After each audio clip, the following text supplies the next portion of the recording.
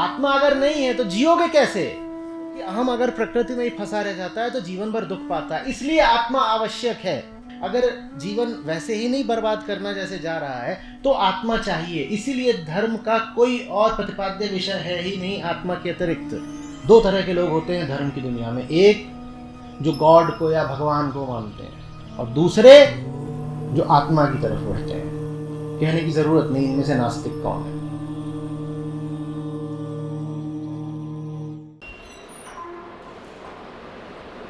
कबीर के बारे में हमें क्या पता है?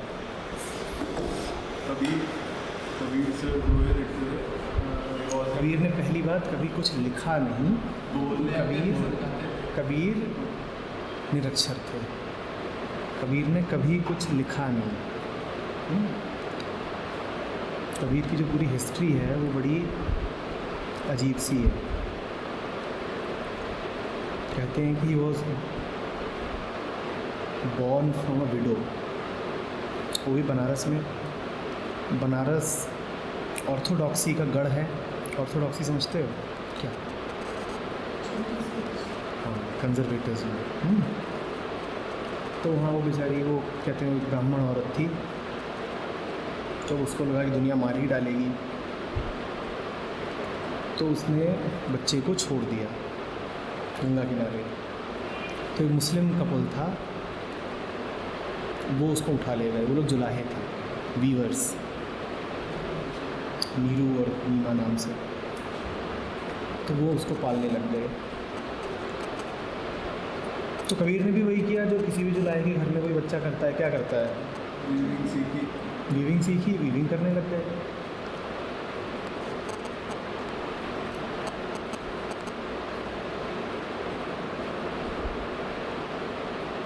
कबीर ने कभी कोई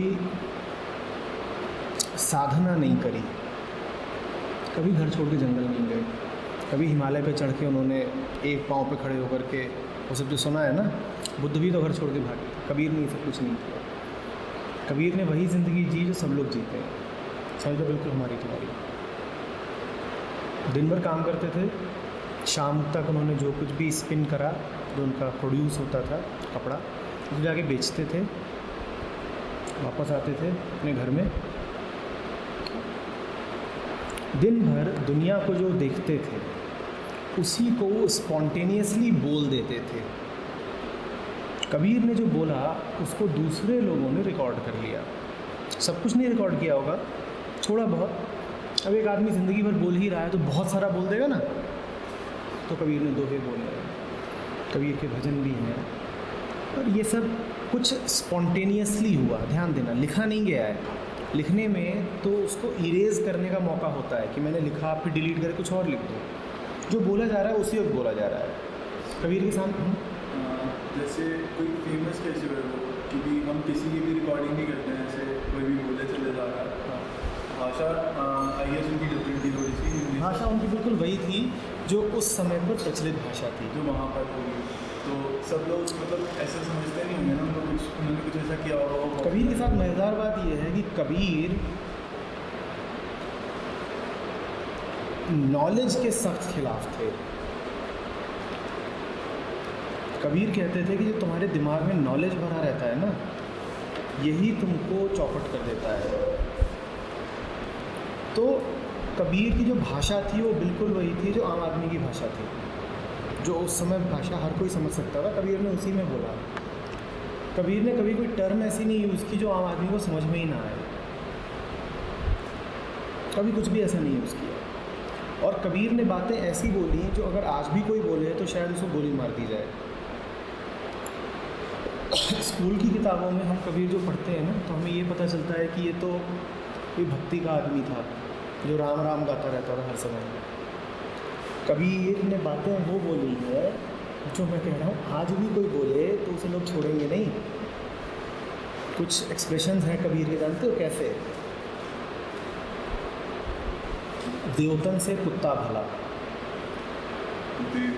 देवताओं से कुत्ता ज़्यादा अच्छा होता है।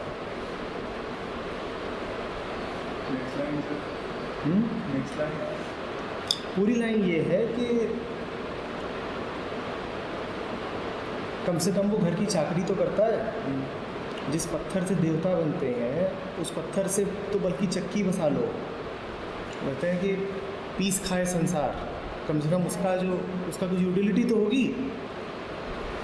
तुम्हारा जो ये देवता है ये तो किसी काम का नहीं है। ज़बरदस्त ऑर्थोडॉक्सी थी। आज से 500 साल पहले के हैं कबीर। बनारस का अगर थोड़ा बहुत समझते हो तो समझ लो कैसी जगह है, वहाँ रहते थे। और कबीर ने इकट्ठे जितने भी पावर सिस्टम्स थे उस समय के, सबसे पंगे लिए। और उस बंदे को समझो, जो पॉलिटिकल सिस्टम था उससे पंगे लिए, रिलीजियस ऑर्थोडॉक्सी को तो डंडे मारे हैं ज़ोर ज़ोर से।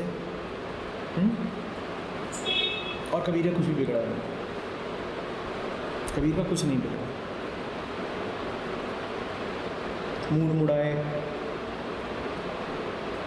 हरी मिले। कह रहे हैं कबीर कि अगर पंडित लोग घूमते हैं ना सर बाल वाल हटा के, मॉन्क्स, बोलते अगर इससे तुम्हें कुछ मिल जाता है, कोई समझ डेवलप हो जाती, लिबरेशन आ जाता,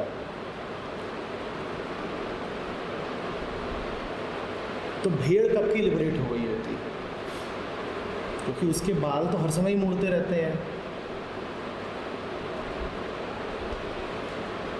बार बार के मूंदते भेड़ न बैकुंठ जाए। भेड़ को तो कभी बैकुंठ जाते नहीं देखा। बैकुंठ मतलब लिबरेशन। तो पंडितों को कह रहे हैं कि भाई क्या गंजी होके घूम रहे हो। अभी हम इससे पहले कि कबीर ने क्या कहा उसको देखें, इससे पहले इस बंदे को देखना ज़रूरी है कि इंसान कैसा है, क्योंकि जो कुछ भी कहा जा रहा है उसी से निकला है। व्यक्ति को भी समझना ज़रूरी है।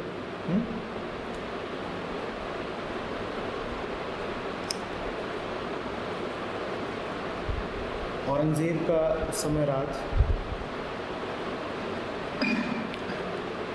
मुग़ल डायनास्टी चल रही है। और कबीर क्या कह रहे हैं कि कांकड़ पाथर जोड़ के मस्जिद लई चुनाए, तापे मुल्ला बांध दे बहरा हुआ खुदाए।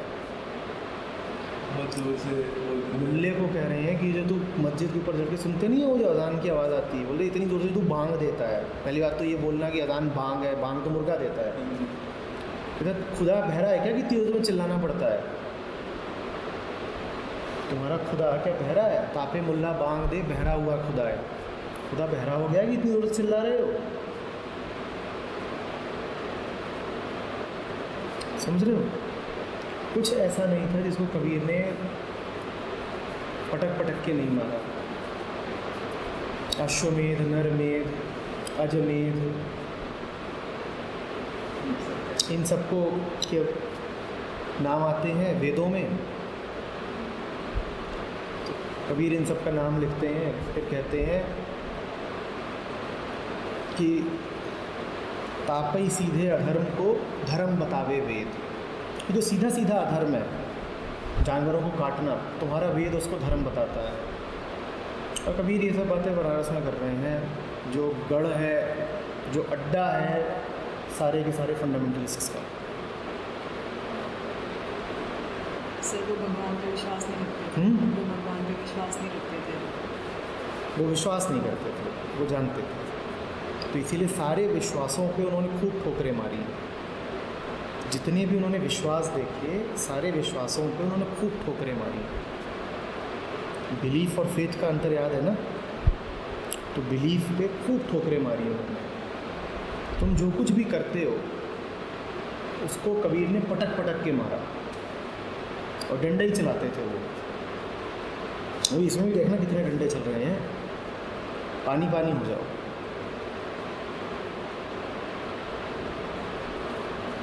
और भाषा भी उनकी ऐसी थी कि ज़ोर से लगे, वो सहलाते नहीं थे।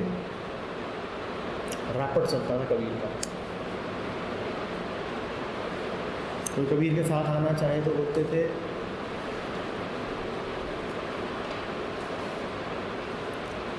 कि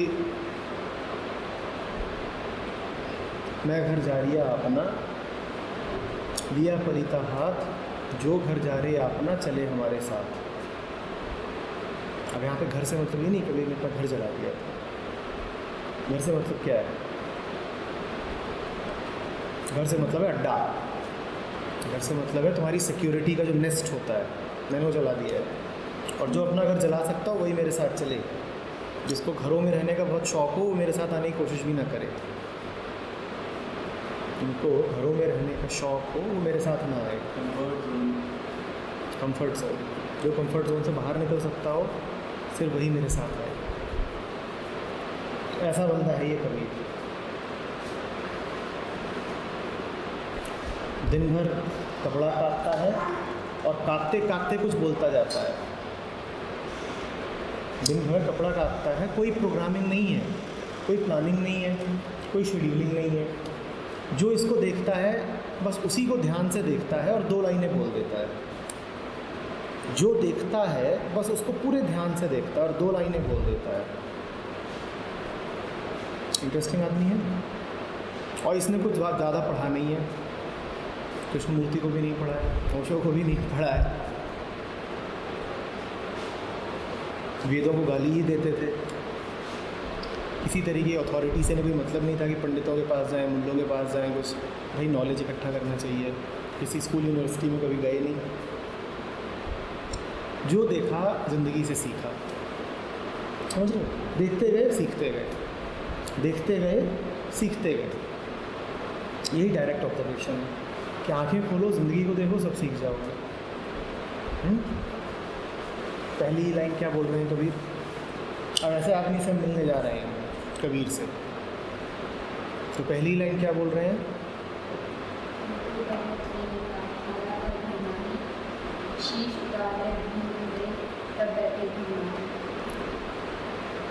डांट लगा रहे हैं जोर की। कह रहे हैं कि ये मत समझो कि सेशन लव पर है तो यहाँ से मीठी मीठी बातें होंगी। शुरुआत ही डांट से है। क्या डांट है? खाला माने मासी, मासी माने एक बंधा बंधाया संबंध। कह रहे प्रेम है ये, कोई पहले से तयशुदा संबंध नहीं है कि जैसे खाला का होता है। जिस दिन तुम अपनी माँ से पैदा हुए उसी दिन मौसी पक्की हो जाती है ना। अगर कोई माँ है तो उसकी बहन का मौसी होना पक्का है। प्रेम वैसा नहीं है कि पहले से ही पक्का। अरेंज लव कुछ नहीं होता। प्रेम का घर है, खाला का घर नहीं है कि पहले से ही पक्का है। ये अपना होता है, ये परिस्थितियाँ नहीं देती, ये अपना होता है। शीश उतारे भुई धरे तब बैठे घर माही। क्या कह रहे हैं? सुसाइड करने को कह रहे हैं। फिर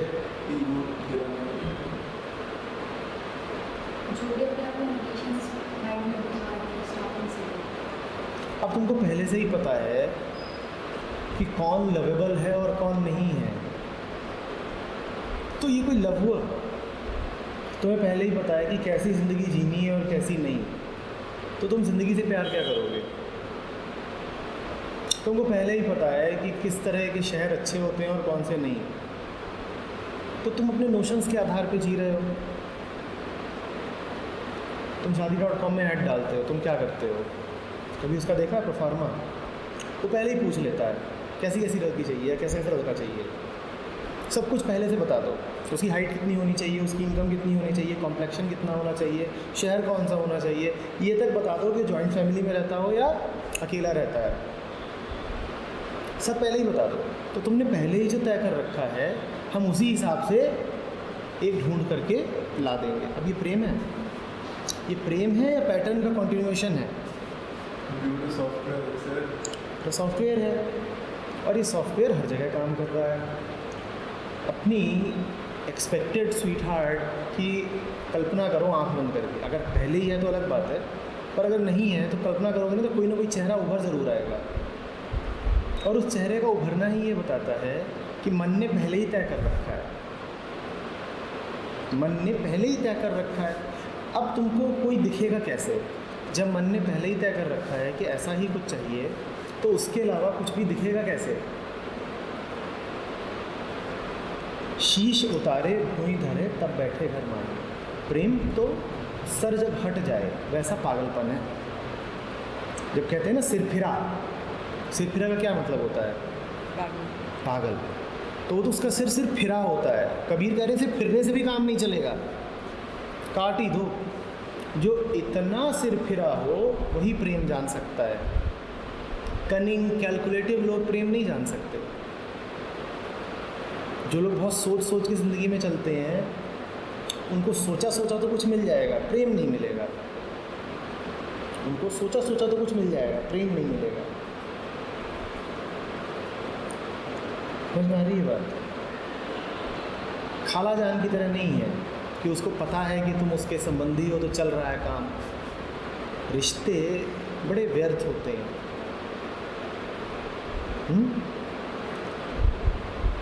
नीति नीति देख रहे हो इसमें? पहली लाइन में काटा गया है, ये तो घर है प्रेम का, खाला का घर नहीं। काटा गया है कि प्रेम कोई तयशुदा रिश्ता नहीं है। और दूसरी लाइन में कहा गया है कि प्रेम क्या हो सकता है, इशारा किया गया है। क्या इशारा किया गया है? कि सर को काट के ज़मीन पे रखने पर ही प्रेम संभव है। ये नहीं कहा है कि सर को काट के ज़मीन पे रख दिया इसी का नाम प्रेम है। ये सिर्फ एक शर्त बताई गई है।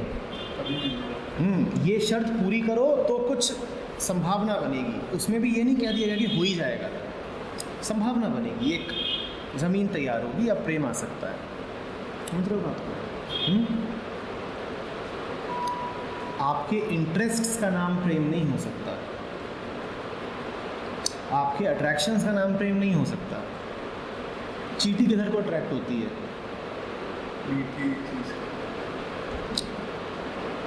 कहोगे क्या कि the ant is in love with the sugar cube? Will you say that? Tell me, will you say that? अब चींटी का शक्कर की तरफ आकर्षित होना पक्का है, तो क्या कहोगे कि चींटी शक्कर के प्रेम में है? बोलो। और चींटी शक्कर की ओर आकर्षित होती भी क्यों है? खा ही जाती है उसको, वहाँ जाके गले नहीं मिलती। अब बेचारी शक्कर को, अब शक्कर हो सकता है कोई लड़की हो, और चींटी कौन है? कॉलेज के लड़के। अब शक्कर को ये शक हो सकता है कि ये चींटी मुझसे बड़ा प्यार करती है। क्यों? दिन रात मेरे चारों ओर चक्कर काटती रहती है। घर में अगर कहीं थोड़ी शक्कर गिर जाए या कोई सिरप गिर जाए तो क्या देखा है क्या होता है? क्या होता है? पता नहीं कहाँ से आ जाती है, कुछ पता नहीं कहाँ से आ जाती है। एक लंबी सी लाइन लगी हुई, कहीं ना कहीं से आ जाएंगी। अब उस शक्कर को, सिरप को हो सकता है कि भ्रम हो जाए कि इन चींटियों को मुझसे बड़ा प्यार है, इतने सारे आशिक चले आ रहे हैं मेरे। वो प्यार करने नहीं आ रहे हैं, वो चाट चूट के ख़त्म कर देंगे उसको, और फिर किधर को चल देंगे? किसी दूसरे शक्कर की ओर चल देंगे। एक को ख़त्म कर लिया, हजम कर लिया, अब कहीं और गिरा होगा कुछ, उधर को चल दो। तो हमारे इंटरेस्ट्स का नाम प्रेम नहीं हो सकता। दिमाग में जो पहले से ही भरा है, चींटी की प्रोग्रामिंग है ना शक्कर खाने की, है ना चींटी, हमारी प्रोग्रामिंग का नाम प्यार नहीं हो सकता। आप जिधर को भी अट्रैक्ट होते हो ज़रा ध्यान से देख लेना, वो प्यार नहीं हो सकता। Attraction cannot be love. The moment you find yourself attracted, become a little alert. I'm not saying resist the attraction. I'm just saying be alert about the attraction. Just see what is happening. The machine has been activated. चींटी के जो भी sensory mechanism होते होंगे, उसके गंध आई शक्कर की, चींटी को फैसला भी नहीं करना पड़ता, उसका जो मैकेनिज्म है तो बस एक्टिवेट हो गया। गंध पड़ी नहीं हो, वैसे ही हम भी हो सकते हैं। आँख में कुछ आया नहीं, कान में कुछ आया नहीं, और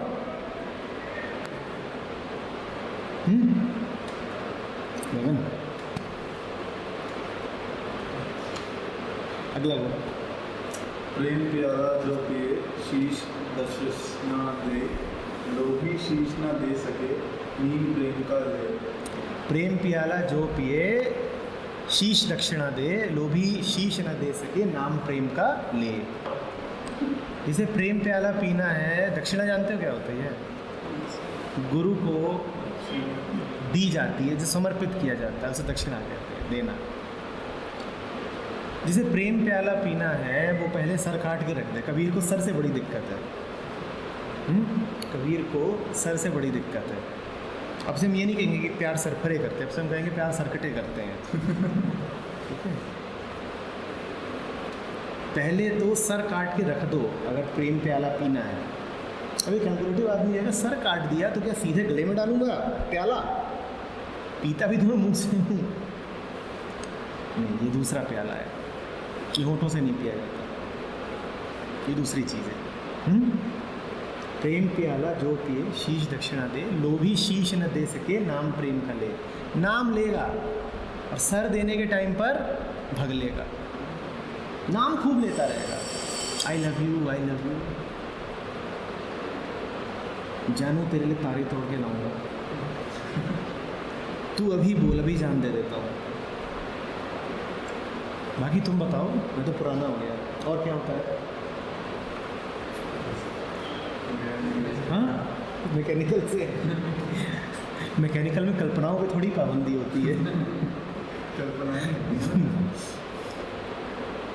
क्या होता है सारा? किस किस तरीके से नाम लिया जाता है कि मैं तो ये कर दूंगा, वो कर दूंगा, तू मेरी जिंदगी है, तेरे बिना कैसे रहूँगा, तेरे बिना कैसे रहूँगा, मर जाऊँगा। किसी और के बारे में सोच भी नहीं सकता। मैं तो हमेशा के लिए पक्का कमिटमेंट है, 70-80 जन्म का। लोभी शीश न दे सके नाम प्रेम का ले। लोभी क्या है? लोभ माने क्या? जानते हो लोभ क्या है? लोभ अटैचमेंट्स। इस बात का नहीं होता है कि तुम्हें कुछ चाहिए, सारा लोभ इस बात का होता है कि मैं बना रहा हूँ। मार्क्स चाहते हो ना? तुम मार्क्स नहीं चाहते, तुम ये चाहते हो कि तुम्हारी अच्छा स्टूडेंट होने की इमेज बनी रहे। तुम मार्क्स नहीं चाहते, अपनी इमेज को चाहते हो। हमारा सारा लोभ किसी दूसरी चीज़ का नहीं होता, अपनी इमेज का होता है। तुम जो कुछ भी चाहते हो अंततः अपने लिए ही चाहते हो। कोई ऐसी बात बताओ जो तुम किसी और के लिए चाहते हो, घूम फिर के देखना वो तुम्हारे ऊपर ही आएगी। लोभ का अर्थ होता है प्रिजर्वेशन ऑफ सेल्फ इमेज। हम और कुछ नहीं चाहते, हम बस ये चाहते हैं कि हमने अपने बारे में जो ख्याल पाल लिए हैं वो बचे रहें। यही लोभ है, हमने अपने बारे में जो ख्याल पाल लिए हैं वह बचे रहें, इसी का नाम लोभ है। मैंने अपनी एक इमेज बना ली है, मैं कौन हूँ, मैं सक्सेसफुल हूँ, मैं कौन हूँ, मैं स्मार्ट हूँ। अब जो स्मार्ट होते हैं उनके पास एक स्पोर्ट्स कार होनी चाहिए। अब मुझे स्पोर्ट्स कार से प्यार है, अपनी स्मार्ट होने की इमेज से प्यार है, तो मुझे वही बना के रखनी है। और जब तक मुझे इमेज बना के रखनी है तब तक मैं प्रेम नहीं जान सकता, क्योंकि प्रेम में इमेज बुरी तरह टूटती है। प्रेम में इमेज बुरी तरह टूटती है। याद रखना, जब तुम प्रेम में होते हो तो तुम्हारे नकाब उतर जाते हैं पूरे तरीके से। तुम जो कुछ भी अपने आप को बना के रखते हो वो टूटेगा, वरना वो प्रेम नहीं हो सकता। तो अगर धोखे से भी, अनजाने में भी तुम्हें कोई प्रेम का क्षण मिल गया तो उसमें होगा यही कि तुम्हारा सब नकलीपना बिखर जाएगा। हम उसी से तो डरते हैं कि इमेज न टूट जाए। सारा हमारा काम ही यही है कि सेल्फ इमेज बनी रहे। अपनी नज़रों में मैं ऐसा हूँ, मैं ऐसी हूँ, वो टूटना नहीं चाहिए। प्रेम में वो टूटेगा, पक्का टूटेगा। तुम होगे बड़े डिसिप्लिनेरियन, प्रेम तुमको इनडिसिप्लिन सिखा देगा। तुम बड़े बुद्धिमान होगे, प्रेम तुमको बेवकूफ़ बना देगा। इनडिसिप्लिन से डिसिप्लिन में नहीं जाना चाहिए, उल्टा हो जाता है। तुम जो कुछ भी अपने बारे में सोचते हो वो टूटेगा। तुम्हारी अपने बारे में जो भी इमेज है वो टूटेगी और बुरा लगता है। इसीलिए ज़्यादातर लोग पूरी ज़िंदगी बिना प्रेम के बिता देते हैं। पूरी ज़िंदगी, मर जाएंगे, 80 साल के हो जाएंगे। 99% लोग यही करते हैं। अपनी पूरी ज़िंदगी में उन्हें प्रेम का कुछ नहीं पता चलता, लेकिन वो 99%, 99.9999999 बहुत बड़ा है नंबर सर। हाँ, बहुत बड़ा नंबर है। नहीं, वो तो चीटी और शक्कर है। सर इतने सारे लोग नहीं मर सकते बिना जाने कि प्रेम क्या होता है। थोड़े जानती हो कबीर ने आगे क्या कहा? जिसने प्रेम जान लिया वो मरता ही नहीं, हम मर जाते हैं। तुमने कहा ना इतने साल लोग नहीं मर सकते, हम मर जाते हैं, और जो प्रेम को जान लेता है वो मरता ही नहीं है। कैसे नहीं मरता अभी आगे समझेंगे। इंटरेस्टिंग हो रही है बात। हाँ, प्रेम को जान के मरते नहीं हैं लोग।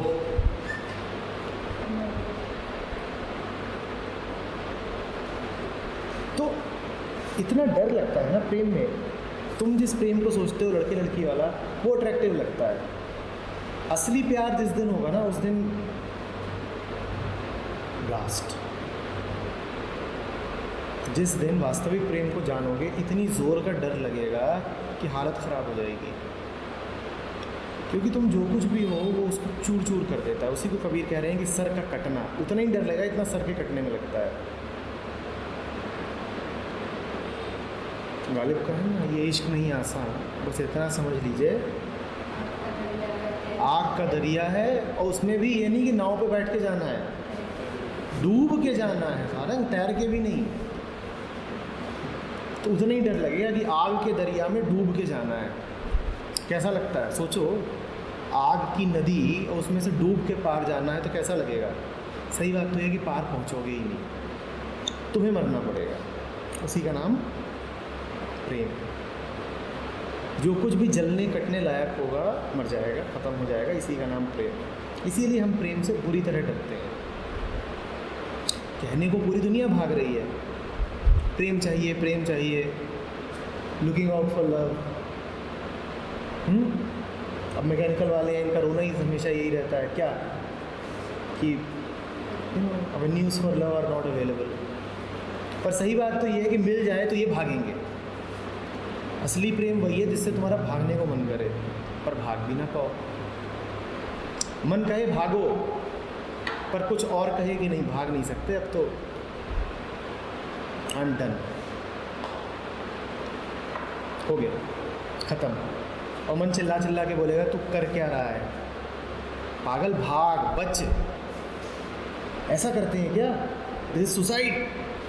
पर तुमको पता होगा कि सुसाइड तो अब हो गई, अब कुछ नहीं हो सकता, अब कुछ नहीं हो सकता। जहाँ सब कुछ अच्छा अच्छा लगे, गुलाबी गुलाबी, नाइस नाइस, वो प्यार नहीं होता। प्यार तो वही है जो चीथड़े उड़ा दे।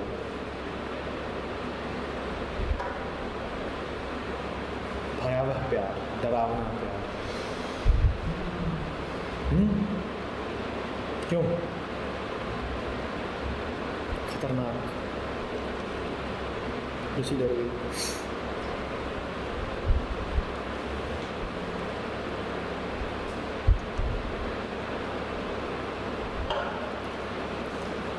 सर रहने दो, नहीं चाहिए, ऐसे ही ठीक। बुलाओ सर। देखना तो है। क्या कह रहे हैं अभी?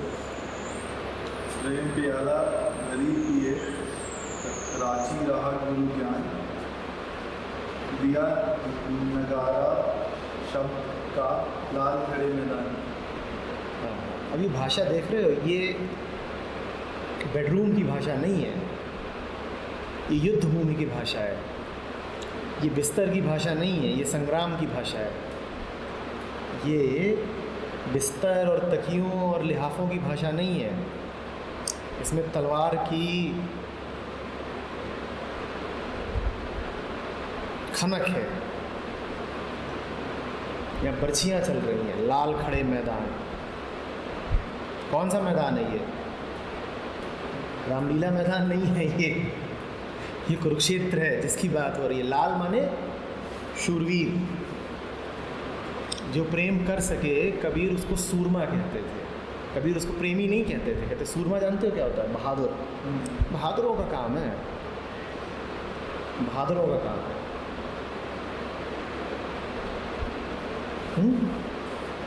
प्रेम प्याला भरी पिया, राच रहा कुल ज्ञान, दिया नगाड़ा शब्द का लाल खड़े मैदान। नगाड़ा बेडरूम में तो नहीं बजता, कहाँ बजता है नगाड़ा? युद्ध भूमि में। और नगाड़ा डेटिंग में भी नहीं बजता कि रेस्टोरेंट में नगाड़े बज रहे हैं। तो युद्ध है प्रेम, और जो युद्ध से डरते हैं वो प्रेम की सोचें ना। कौन सा युद्ध है? किसके विरुद्ध लड़ना है? अपने ही विरुद्ध लड़ना है, क्योंकि अपना ही मन बगावत करेगा, कहेगा भाग बच, दुनिया के साथ रहे। और प्रेम का अर्थ है दुनिया से अलग हो जाना और फिर असली दुनिया को पाना।